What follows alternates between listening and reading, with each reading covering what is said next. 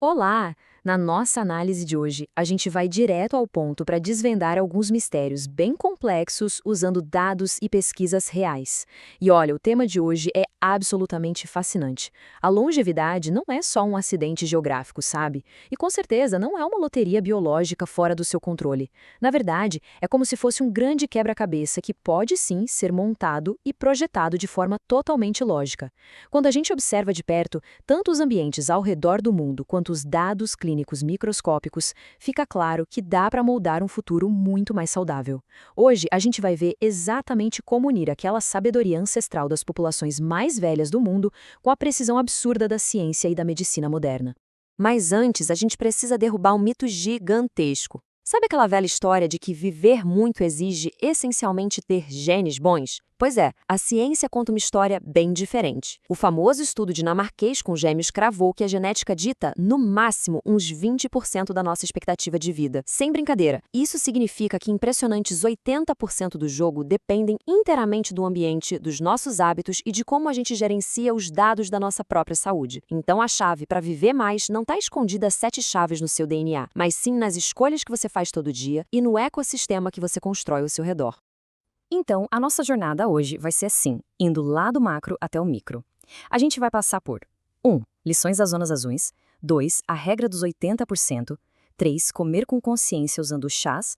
4. A incrível medicina 3.0. E 5. Os biomarcadores de longevidade. Bora lá? Ponto 1. Zonas azuis e suas lições de longevidade.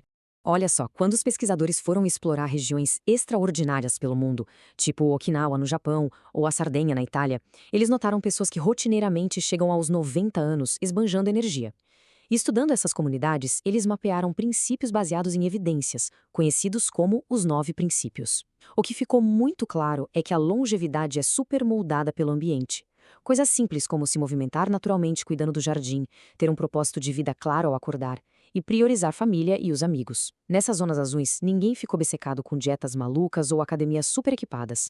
Eles simplesmente vivem em ambientes sociais e físicos onde fazer a escolha saudável é a coisa mais natural e fácil a se fazer. Ponto 2. A regra dos 80% e o segredo direto de Okinawa. Para entender isso na prática, a gente precisa sair dos ambientes amplos e focar num hábito muito específico do dia a dia, ali mesmo na mesa de jantar de Okinawa. Eles têm um conceito incrível chamado Hara Hachibu. Isso vem de ensinamentos antigos e quer dizer basicamente comer até você se sentir uns 80% satisfeito. E a parte mais legal, tem uma explicação biológica perfeita para isso funcionar. Acontece que tem um baita de um delay biológico no nosso corpo. Leva uns 20 minutos para os receptores de estiramento do estômago avisarem o cérebro que já entrou comida suficiente. Então, quando você para voluntariamente nos 80%, você dá tempo para o corpo processar esse atraso e chegar na saciedade total, sem nunca cruzar aquela linha do excesso. E convenhamos, o contraste é absurdo, né? Parar nos 80% significa que você continua se sentindo leve, genuinamente satisfeito, mastigando devagar, curtindo o final da refeição. Agora, buscar aqueles 100% de capacidade do estômago, bom, todo mundo já passou por isso.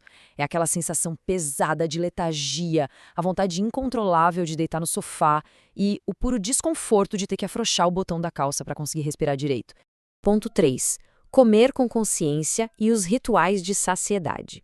Mas na prática, como é que a gente freia essa vontade de continuar comendo? Aí que entram os chás como uma ferramenta funcional incrível. Os rituais japoneses fornecem exatamente as pausas que a gente precisa para desacelerar. Olha só essa tabela. O sencha, por exemplo, é ótimo no almoço para ajudar na digestão e limpar o paladar. Já o rojicha é perfeito para depois do jantar porque traz aquele conforto noturno sem o peso das calorias, já que tem super pouca cafeína. E se der vontade de beliscar entre as refeições? O kuromame chá e o soba chá são fantásticos para conter aquela fissura por doces e dar uma leve sensação de estômago preenchido. É que o simples ato de parar e segurar uma xícara quente já cria os intervalos perfeitos para sua mente registrar a saciedade, bloqueando o consumo excessivo. Ponto 4. Medicina 3.0, ou a saúde tratada como engenharia. Agora a gente vai dar um salto. Vamos pegar esses hábitos serenos de estilo de vida e cruzar com o rigor quantitativo e calculista da ciência moderna. O Dr. Peter Attia tem uma visão brilhante sobre isso.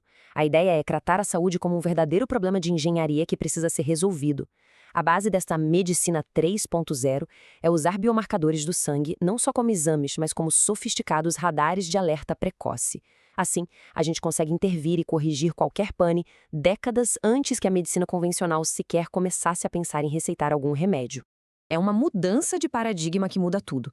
A medicina reativa, que é o padrão atual, basicamente senta e espera os seus exames cruzarem uma linha vermelha para só então dizer: opa, você está doente, vamos tratar. A medicina 3.0 joga no ataque. Ela foca numa intervenção precoce e agressiva. Em vez de se contentar com números que são só a média de uma população que, francamente, está cada vez mais doente, o foco é buscar níveis ótimos desde muito cedo, garantindo que você viva mais, mas com altíssima qualidade de vida.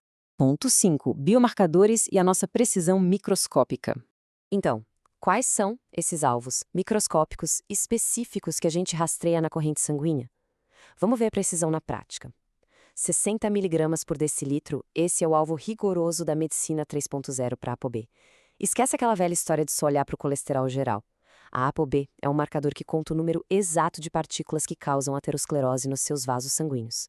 Pensa nelas literalmente como chutes a gol contra a parede das suas artérias. O objetivo aqui é reduzir o número desses ataques a quase zero, para garantir que as suas artérias saiam ganhando esse jogo a longo prazo. Outro fator absurdamente importante que a gente precisa monitorar é o LPA, ou lipoproteína A minúsculo. A sacada desse marcador é que ele é um risco genético imutável e afeta mais ou menos 20% das pessoas. Isso significa que você pode ter a dieta perfeita e correr meia maratona todo dia, que o seu nível de LPA não vai mudar. Ele vem de fábrica. Mas é justamente por isso que testar isso pelo menos uma vez na vida é tão vital.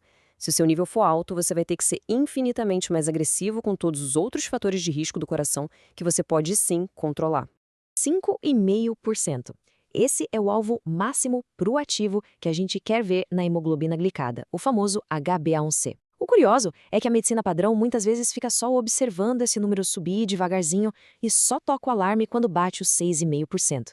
Fazer isso é um desperdício enorme de tempo valioso. Mirar com firmeza no 5,5% barra que uma resistência invisível à insulina causa estragos silenciosos no corpo durante anos. E já que tocamos no metabolismo, a gente precisa falar da insulina em jejum. No mundo da longevidade, ela é muito chamada de o canário na mina de carvão. O motivo é fascinante. O corpo é muito inteligente e consegue mascarar o açúcar no sangue trabalhando em modo turbo, forçando o pâncreas a produzir muita insulina.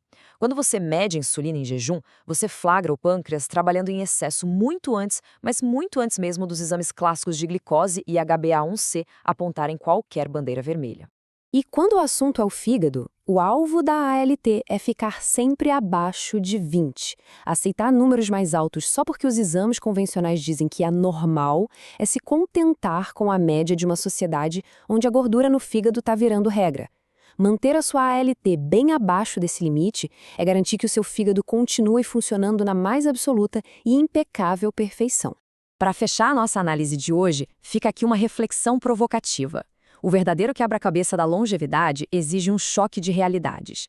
Será que a gente consegue viver na loucura da sociedade moderna e ainda assim adotar o hábito de parar nos 80% de saciedade como em Okinawa, aproveitar a sabedoria de um simples chá para friar a ansiedade e cruzar tudo isso com exames avançados que bloqueiam as doenças antes delas nascerem? A verdade é que quando a gente junta o respeito por práticas ancestrais com a engenharia de ponta da medicina 3.0, a gente finalmente chega na fórmula de uma saúde duradoura. O mapa está aí, a execução agora depende das nossas decisões diárias e, claro, de acompanhar os números certos. Um abraço e até a próxima!